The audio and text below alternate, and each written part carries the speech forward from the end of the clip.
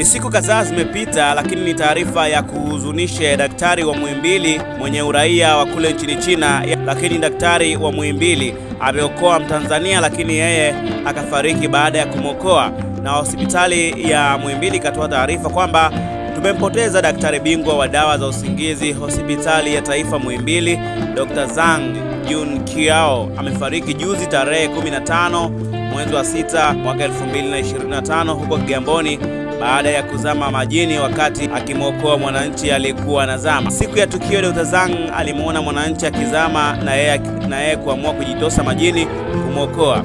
Alipomfikia alimpatia jaketi lake la kuogelea, na yeye kwa kuwa ni mzoefu akaogelea bila jaketi.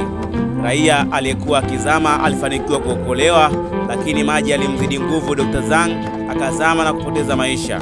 Dr. Zhang alikuwa daktari bingwa wa dawa za usingizi na ganzi.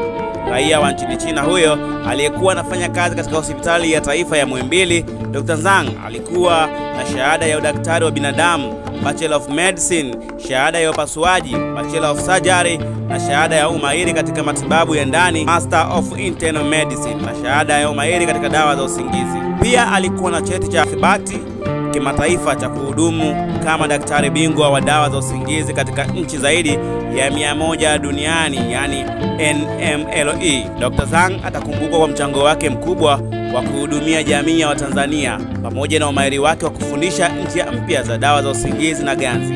Atakumbukwa pia kwa ucheshi wake, uchangamfu wake na passion yake katika kazi.